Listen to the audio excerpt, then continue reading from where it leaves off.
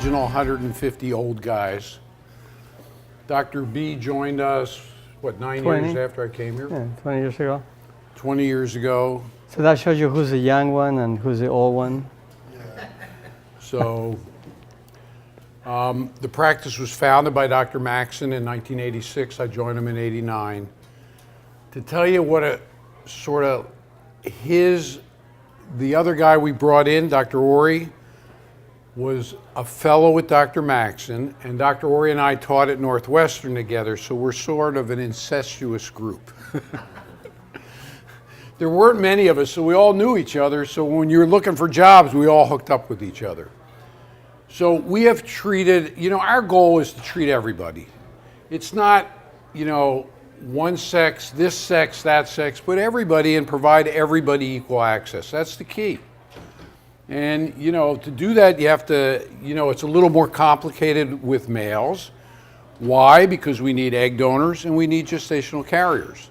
But the nice thing now that everything has gotten so good with freezing, you can choose your eggs online from an egg bank where they're already vetted. You can bank your sperm. You don't even have to be there.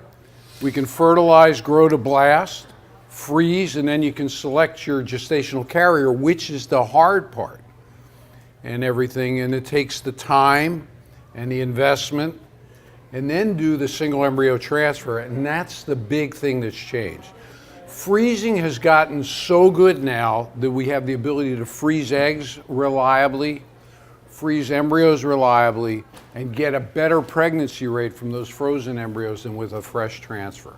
So that, for this community, is a big thing because it can spread things out. So you create embryos and then you look for your gestational carrier, which to me is the key, right? It's easy. We know where the sperm's coming from, right? And the eggs, you pretty much know.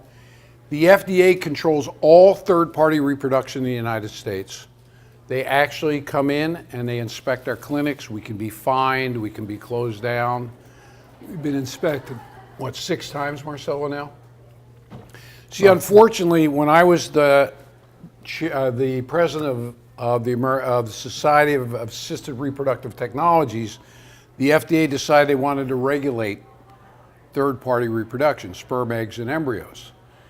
And so we had to decide, the American Society of Reproductive Medicine, to either fight them or work with them. And they said, we're going to work with them, and David, you're going to go work with them, and we're going to send a lab person. So I had the privilege of going to DC every month for 6 years to make this a palatable thing. And it's actually good what the FDA does. So, we're the only country in the world that's really regulated. So how we screen everybody and test everybody is written in stone, and we cannot deviate. And that's a good thing for all of you and a good thing for us. It protects everybody. Right, Marcelo? Can I talk now? Yeah, and he speaks habla en español. No. Sí. Here.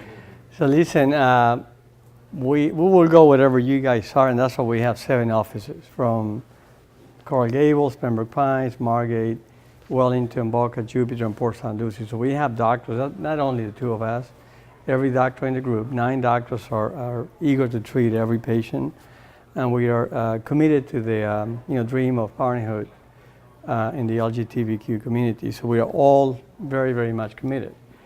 So we have the doctors, we have the nurses, we have the personnel, we have everybody everywhere. And the hard part is to just go into a consult, talk to us, and learn everything that is not second nature for us as men. Ideally, if you have a sister or a mother or a female friend that could talk to you a little bit about it, that always makes it easier as you go through the process, because we are not cut for periods and everything that has to do with the menstrual cycle and everything else. So at the end of the day, we do need somebody, once you leave the office, talking to you a little bit about why is we have to do this test or that test, and why is it it's not 100%, and the biology of the egg and the sperm and all these things. So it's very, very interesting. It's very, very rewarding, but it's not easy. I mean, it takes a lot from everybody. But we have a setup. We have set up to help you accomplish those goals. And And we have Spanish, Portuguese, French, Creole. Well, yeah, we'll have French, this year. We have it set up. And the most important thing is when you go to a consult, doesn't mean that you're going to be doing this. You're going to get more information. This organization is incredible because this is what we have been waiting for. So when we see a patient, they have already been educated with all the resources that they have. You come in looking for, what you want to do is what we all want. We want a little one to drive us crazy, every day. Take it to school and, go to all the events. We're all looking for the same thing. But getting there is a different story. So once you learn everything that is to be learned, with this organization, you will pretty much narrow things down to what you need to do from a biological point of view, the testing and how things work. And everything has to be seen from a medical point of view, from an emotional point of view, from a financial point of view, and a time frame, and putting them all together. And the medical aspect is to learn the biological limitations we have. We could only do what this egg and this sperm will allow us to do. And we have this giant dating service where we put them together. That's pretty much what we do. But they have to be the ones creating the embryo, mixing the chromosomes, doing all these wonderful things. So the credit of getting pregnant is the egg and the sperm. That's why it's important, for all of us to be behind the same page and understanding, where we're going with all these. And if it doesn't work, what do we do? And why? What are the reasons why it might not work? It's always better sooner than later. And but there's no such thing as perfection, right? Yeah, well, that's what, it's always better sooner than later, but it's never better more. It's always better less. And I was very happy to hear the organization promoting a single embryo transfer, because we are the ones seeing the data from 2015 and now preliminary data in 2016 with the premature babies being born and all the handicaps that they have. So at the end of the day, we're all looking for the same thing, which is a healthy baby. So the sooner that we get all involved for an educational point of view, the better it is for everybody. And then you decide if it is for you or not, or when it might be to you. And like Dr. Hoffman was saying, we could fragment the treatment. We could do the collection of the sperm and then get the egg donor, form the embryos. If you have a friend, then we need to screen the friend. If you have a friend who is going to be a carrier, we could also do that. But once we get the embryos and we know that we have at least an embryo to transfer, then we could find a GC. And with GCs, if you have a family member or somebody that will carry for you, it really helps. Like a sister or sister-in-law.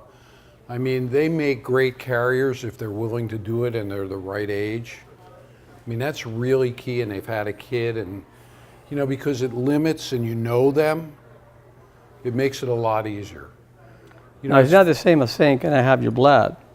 As can you carry my baby? So there are a lot of issues involved there, but it makes the process less expensive for sure, and easier for for certain individuals. But do you have any questions? Because this is supposed to be interactive, so. Yes. Really stupid question. There's no stupid question. How do you freeze and then thaw an embryo? So when you're talking about screening, you mean for chromosomes? No, I said freeze. An embryo. Oh, freeze. Vitrification. Yeah. So the process that we use is called vitrification. It's a rapid freeze technology. It actually came from the cattle industry. So the embryo is grown to blast where it's multi-celled, right? It's put in a cryoprotectant, and then it's rapidly frozen in liquid nitrogen, which is about minus 200 degrees centigrade. That's very cold. And then the thaw technology, how you warm it to get a healthy embryo, is very, very well defined by the freezing technology. So we went to vitrification in the 90s. We're one of the first programs that ever did it with embryos, and then moved it to eggs, and it works great. And the other thing is long-term storage, right? You've heard all these things about these problems with these storage facilities. Using a reliable people that do this for a living is a real key. So it's very cold.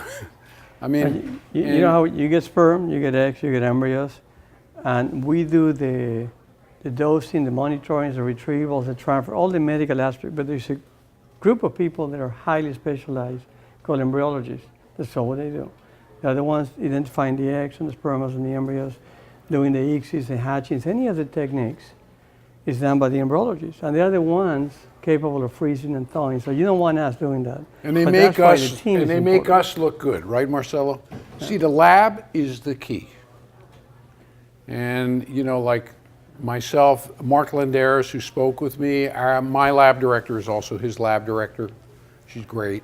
They gave us a 5-minute signal, so why don't you ask more questions? What's the, I know in talking to some of the IVFs, they will not use frozen eggs. They will only use. Why? What? They said that that's not the plan. They usually do harvest, but it's used to select your donor. You can do either one. Harvest.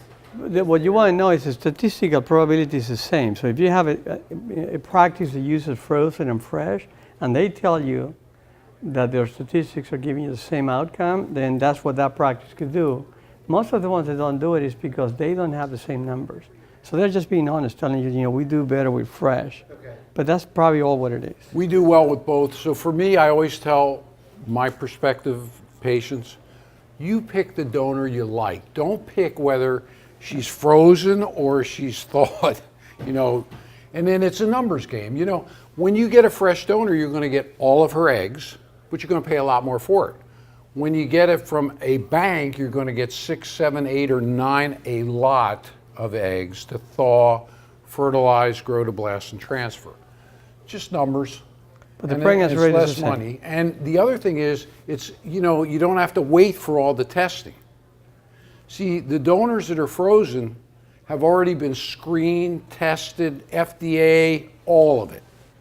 So when you get them, you know that you just, all you have to do is thaw and fertilize. So then the testing that he was talking about doing on the blastocyst, doing like the biopsy stuff. on the That's blastocyst. different. It's So the that's same. after the fact. That's because that's the sperm and the egg together. So it's funny, I'll tell you a funny story. So I was outside with one of the couples and they said to me, well, you know, we're really picky about, you know, our donor. We want her to be tall, blonde, athletic, and intelligent. I said, I'm looking for the same thing. We were laughing. Now, if you have a friend or a relative or anything like that, then definitely you want to choose a practice that is doing fresh donors, frozen donors with the same outcome. Those are, I mean, right now, most of the practices in the U.S. are using frozen eggs, unless they have a designated donor, and then we use, you know, And fresh eggs, Zika, you know, in Florida made it very difficult to use fresh donors. which is over now.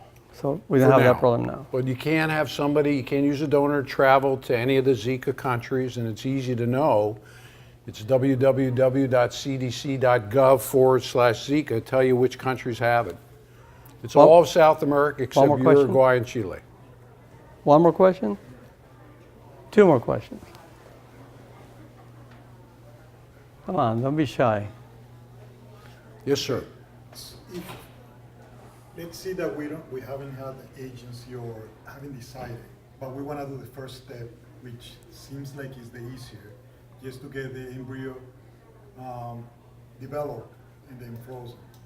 Can I come to you guys independently and there is any legal or But what we do, we walk you through the process. You come to us and we'll say, this is biology of sperm and eggs and embryos, see how we do it. We get a semen analysis, we get infectious disease testing, we give you information about the egg bank so you can pick the donor. And then once you pick the donor, we thaw the eggs. If it is a frozen, we fertilize it with your sperm or both sperms. We form the embryos, they grow to then you blastocysts, store 'em. we freeze them. okay. If they got a blast, we freeze them, we save them. Now you can do whatever you want, and you can transfer those now in a year, in 2, and 5. And if you have sperm from both, each of you own those embryos. Now, we don't need to get the agency for the GC yet. The only thing you've done is you have your embryos, and then we can talk about if we do You can go steps. testing or not, or what. But you have the embryos. That's the first step. Now you go find the gestational. See, in couple. Florida's a great state because it protects you if you use an anonymous donor, and it tells you what to do if you do somebody you know. And I don't know if you all know this, but you know, being married, whether you're same-sex, heterosexual, protects you parentally for rights. You know, it's they haven't mentioned that, but it's But a not- big thing in a lot of Just a states. partner. I don't think it's only Yes, marriage. it does. Only It does. marriage? Yep. Yes. Marriage protects you more for legal rights when you go to court.